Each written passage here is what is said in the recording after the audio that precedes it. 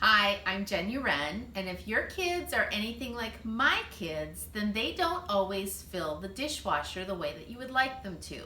So while I'm actually making this tutorial for my children, don't tell them, it might be something very useful for your family as well. And so I want to share with you a few principles for filling the dishwasher so that you still get clean dishes, but you use your space the most efficiently possible.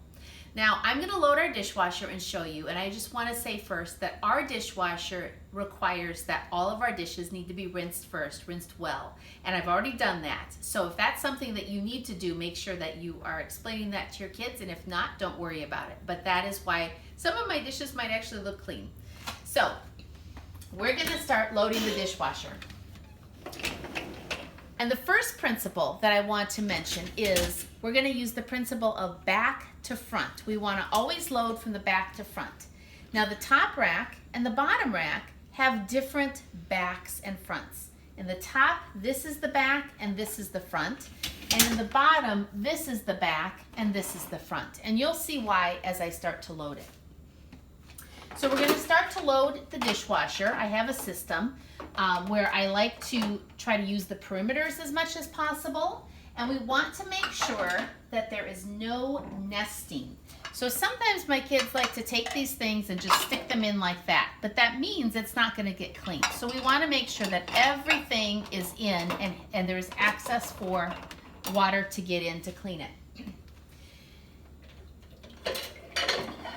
So as you can see, we're going from the back to the front, and we're going to also go from tall to short.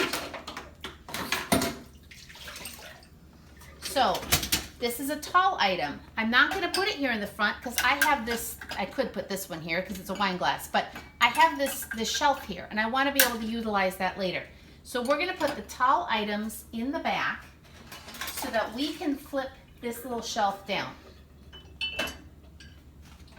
Short items then we can put under the shelf so we can flip it down, and we can then put something smaller on top. The other principle that we want to follow is to stack wherever possible. So we don't want things to nest, we don't want them tight to each other, but when we can stack, like this is a form of stacking, but this is also a form of stacking. If I can just loosely set something on top so it's still going to get cleaned, that's going to use our space much more efficiently. And then we're going to do the same with our silverware. Each thing is going to go into its own. Sometimes your thing has the option to stay up or flip down and separate them, and we separate them out so that they get clean. But this is important. Knives down. Sometimes I'll find the knives in like that, and that's not safe. So we always want the knives to go down. So I'm going to go ahead and load this, and then I'll show you when it's all done what it looks like.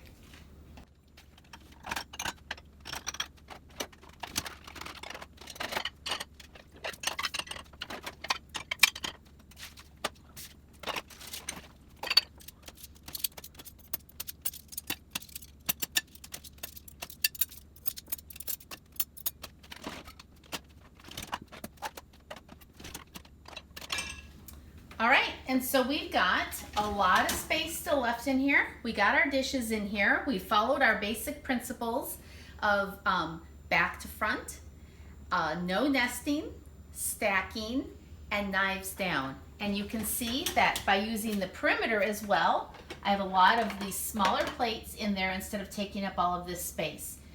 Here's another example of the nesting, or the stacking rather than the nesting, is how we make our bowls go on top of each other. So those basic principles applied to any dishwasher should help you use your space very efficiently and not have to run it so often.